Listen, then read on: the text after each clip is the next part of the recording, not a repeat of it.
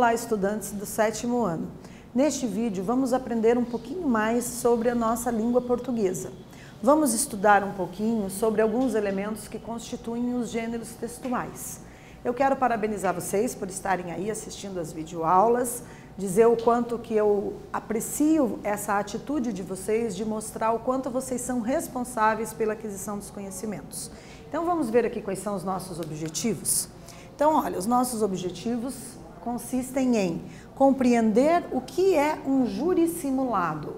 Então a gente vai agora conhecer outros elementos discursivos que fazem parte desse campo de conhecimento, que é um júri simulado. Vamos inferir o sentido produzido por uma palavra ou expressão e produzir um roteiro de apresentação de júri simulado. Então a nossa ideia é propor para vocês aí uma atividade de produção de texto. É claro que para isso vocês vão ter que negociar com o professor de vocês, ver se o professor topa esse desafio e de repente até se ele pode considerar essa atividade como atividade avaliativa para mensurar, atribuindo alguma nota. Lógico que o importante, mais do que ganhar a nota, é vocês também se apropriarem das ideias que nós vamos apresentar ao longo dessa aula. Então, é uma proposta de aula de produção de texto, como eu falei, é uma sugestão, vai depender da negociação que vocês fizerem com os professores. Vamos planejar um júri simulado, Então, nessa aula, você verá o passo a passo para a elaboração. Para a produção do seu planejamento, utilize a plataforma Redação Paraná, acessando o link https://redacal, sem o C cedilha, sem o tio no A, .pr.gov.br/, que é a plataforma Redação Paraná.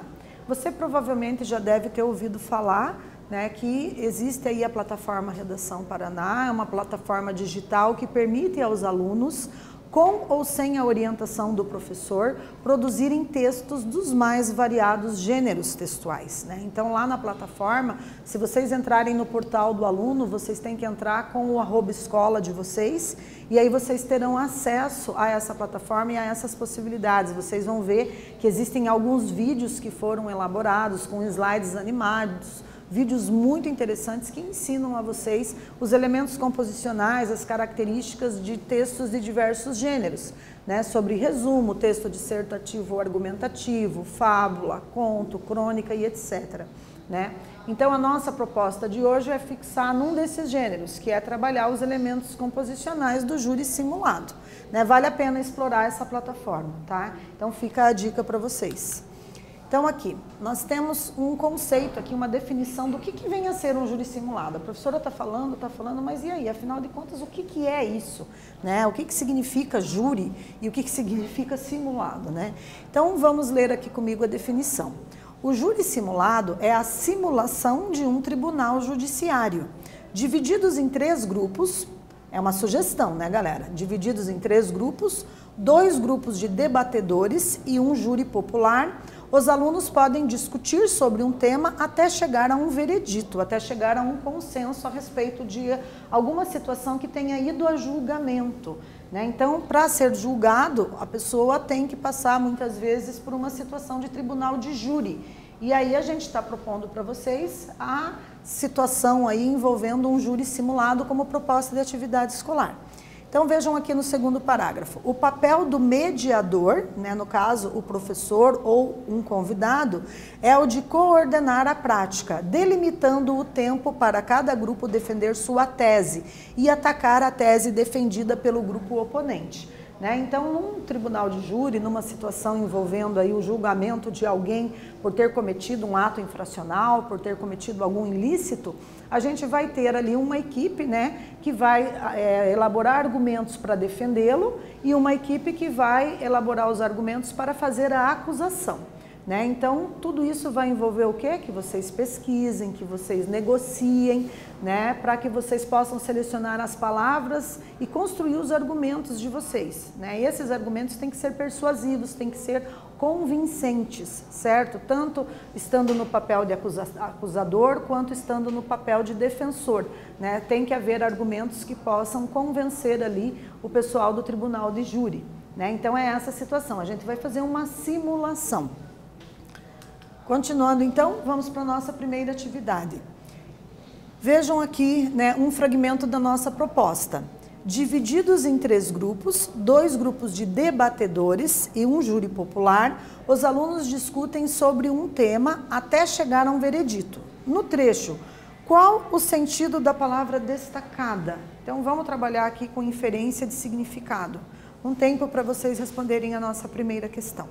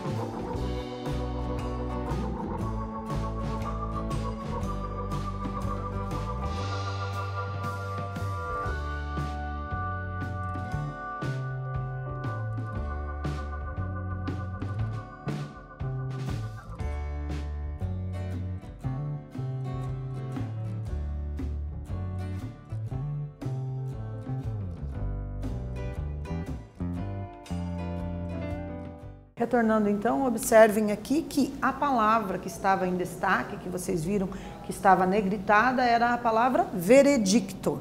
Né? E o que significa isso? Então, o veredicto é a decisão do júri sobre o tema discutido pelos debatedores. Né? Então, o júri toma uma decisão, né? Por exemplo, se a gente está pensando aqui numa simulação de um tribunal de júri, né? Então as pessoas vão debater, né? A ideia é vocês, alunos, fazerem esse debate, que vocês podem fazer no caso de aulas remotas por meio de WhatsApp, né? Vocês podem criar grupos de discussão também, originando ali, gerando um link do Google Meet, né? Isso é possível. Né? São essas as possibilidades que nós temos. Se vocês estão já no sistema híbrido de ensino, né? Uma parte dos estudantes por escalonamento no sistema presencial e outra parte nas atividades remotas, é possível também estar articulando maneiras de vocês fazerem esse debate, né? Seja no presencial, mantendo ali todos os protocolos de biossegurança sanitária, obviamente, seja no virtual ou seja em ambas as modalidades, né? Tanto no virtual quanto no presencial é possível estar articulando esse debate, tá? Então, quando se chega a um veredito, é quando se chega ali a um consenso com relação aos rumos a serem tomados para que a pessoa que está sendo julgada, né, possa ter ali os encaminhamentos necessários após o julgamento. Então, o veredicto é essa decisão final feita pelo tribunal de júri, certo? Então, a partir de agora, você iniciará o planejamento do seu texto. Siga o passo a passo. Vamos lá.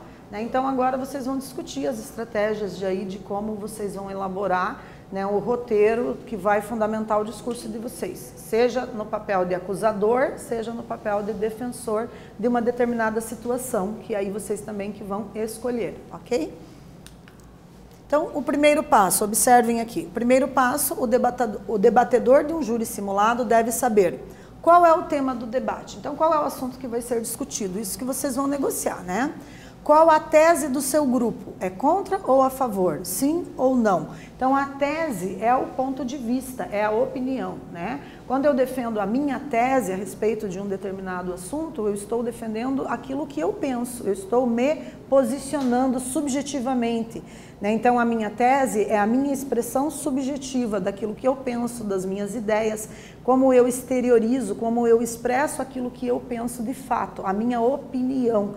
Né? Então, a gente tem a tese, que é a opinião de um determinado grupo, e nós podemos ter a antítese. Né? A anti significa o contrário, ou seja, opiniões que são contrárias às minhas. Né? Então, isso são elementos que estarão presentes aí no trabalho que nós estamos propondo para vocês. E a produção de texto em si. Né? Qual é o tema? Né? Que assunto que vai ser debatido? Né? Nós temos aqui uma sugestão. Por exemplo, a gente pode discutir vantagens e desvantagens entre livros impressos e livros digitais. Né? Então, a gente tem aqui um tema, uma proposta. É claro que ao negociar com o professor, vocês poderão ter outras propostas de discutirem outros temas. Se o professor deixar os grupos livres, os alunos aí tomam essa decisão de qual tema consideram relevante para fazer uma boa discussão e fazer uma atividade aí que possa desenvolver a oralidade de vocês, né? Essa atividade proposta de júri popular, de trabalhar com esses elementos que constituem aí, né, essa situação de júri. Então, para a segunda atividade, nós temos aqui o segundo passo, né? Elabore e organize em tópicos 2 argumentos para defender a leitura de livros impressos. Né? Então, aqui a gente só está fazendo uma simulação.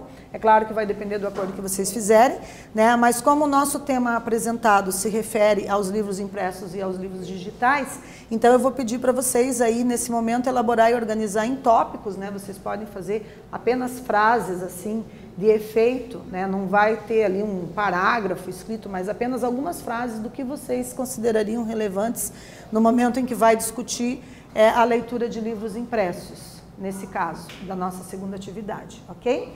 Então, vou deixar os slides, esse slide aqui fixo para vocês olharem, né? E tentar interpretar esse enunciado, vamos ver o que sai aí, tá bom? Vamos lá então fazer nossa segunda atividade?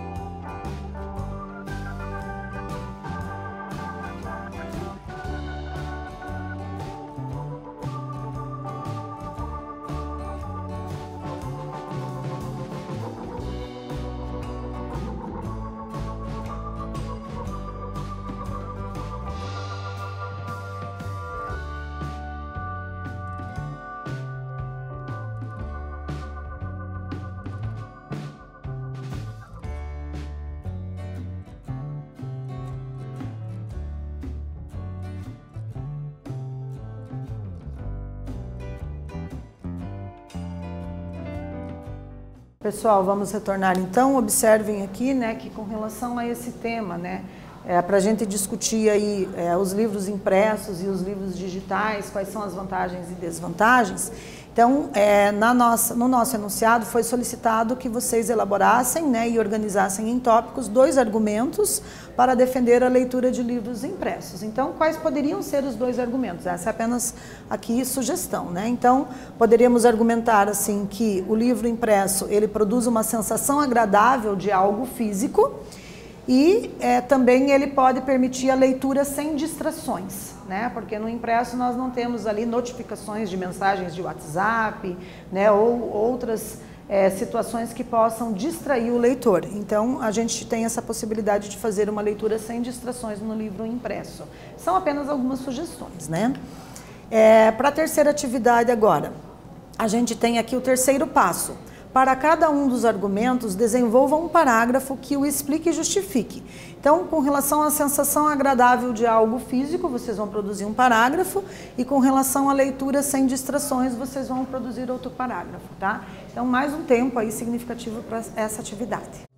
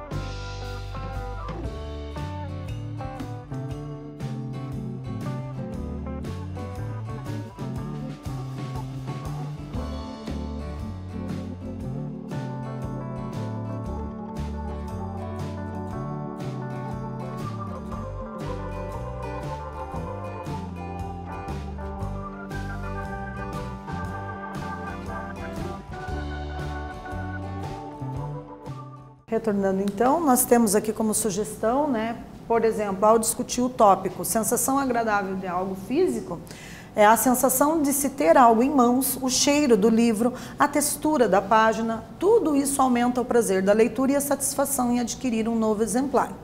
Com relação à leitura sem distrações, sem acesso à internet ou às interatividades virtuais, o leitor se mantém mais concentrado no texto, o que amplia a qualidade da leitura.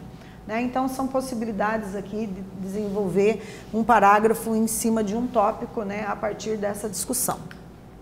Vocês conhecem a plataforma Redação Paraná, né? Então tem aqui o link para vocês conhecerem, né? Vocês têm lá a possibilidade de clicar em atividade escolar e na sequência clicar em roteiro júri simulado e o planejamento. Isso facilitará para vocês desenvolver essa atividade.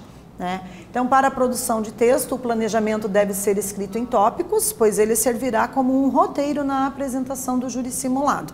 Então, temos que ter um tema, a posição, contra ou a favor, sim ou não, os argumentos, vocês podem enumerar, primeiro argumento, segundo, terceiro, etc. Exemplos e dados que validem os argumentos, tem que fundamentar esses argumentos.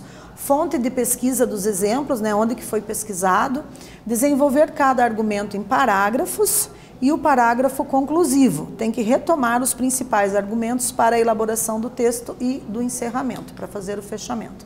Então, o que vem a ser um parágrafo conclusivo? Vamos ler aqui com mais detalhes. Ler livro impresso é realmente mais vantajoso, pois a sensação de leitura nesse suporte ativa memórias afetivas, como dos livros que líamos na infância e do momento da aprendizagem de um novo universo. Além disso, sem acesso à internet ou às interatividades virtuais, o leitor se mantém mais concentrado no texto, o que aumenta a qualidade da sua leitura. Aqui um exemplo do que seria um parágrafo conclusivo.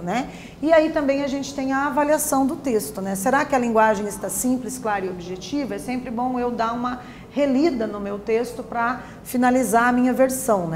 A posição, a tese, está evidente no texto? Qual é a minha opinião? Os argumentos estão enumerados? Os argumentos estão desenvolvidos de forma a persuadir o público-alvo? Há exemplos e dados que fundamentam os argumentos? Então, essas são algumas dicas. As fontes de pesquisas foram citadas? Tem que citar, A pontuação está organizada de forma apropriada e há o uso adequado da ortografia e da linguagem formal? O parágrafo conclusivo reafirma a posição assumida sobre a tese, a opinião defendida. Então, são alguns dos elementos necessários, certo?